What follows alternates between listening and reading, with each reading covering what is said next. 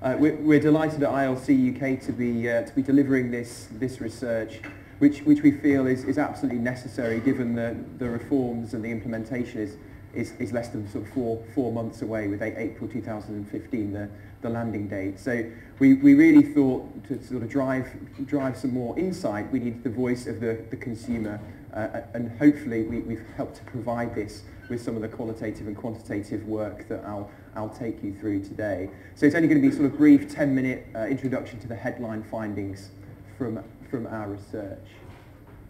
So rather than start off with some sort of headline tables, although they are to come, don't worry, I thought we'd start with a couple of interesting quotes that came through the focus group sessions that we led, which really kind of underpin some of the confusion and financial capability issues that underlie some of the challenges ahead. So the first one is from a lady in North London who said, "I really don't know what my options are. I have absolutely no idea. Almost head in my arms. I'm relying very much on the professionals within the company that I work for to start me on the path of what's happening."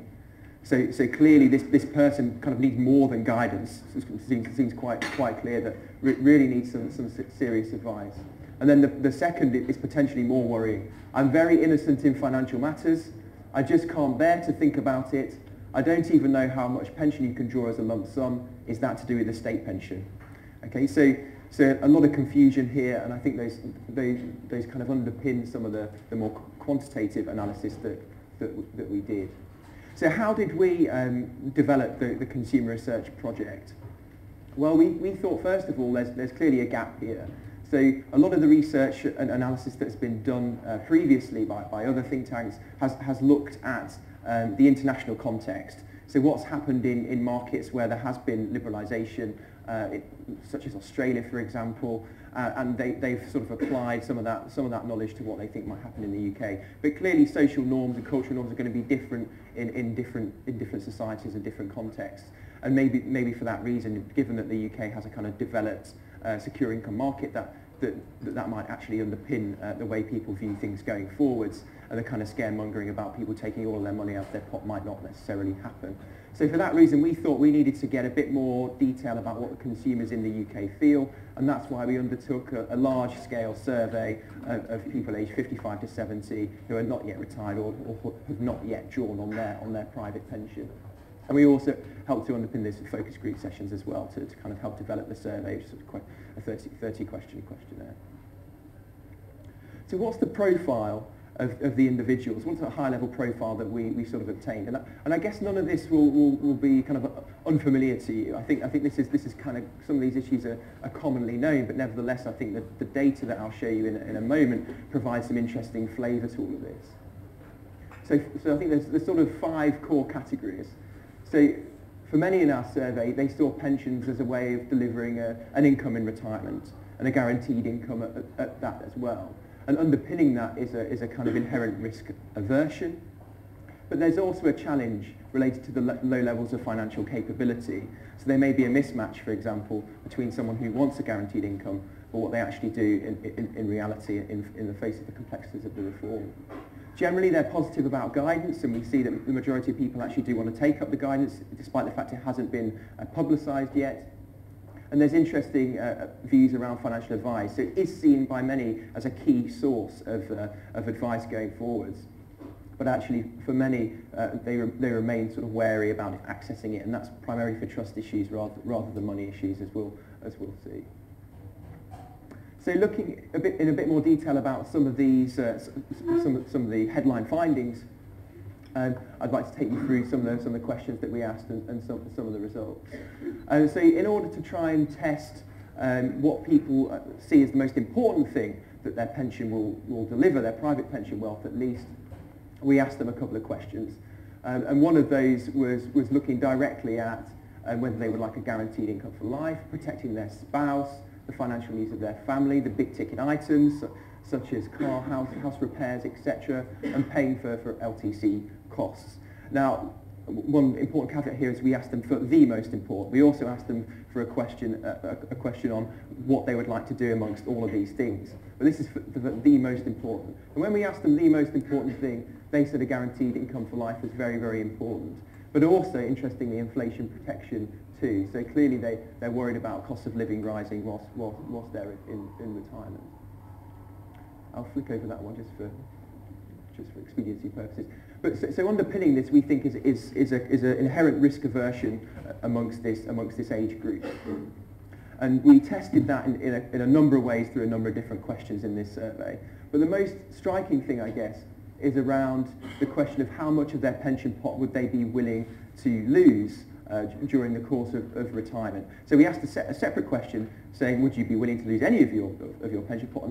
And a healthy proportion said they would. But when you actually asked them, so what proportion would you like to or would you be willing to lose? Most people said none, actually, in that respect. So actually, when you look in depth, a bit more depth, and prompt people about how much risk they're willing to take, it's actually very, very little.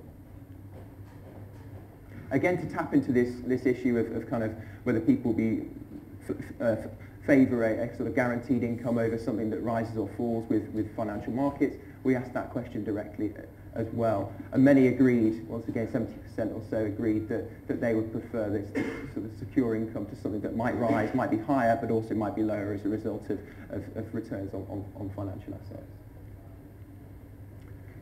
So we've seen that people are risk averse and would like a secure income if they can through their pension wealth.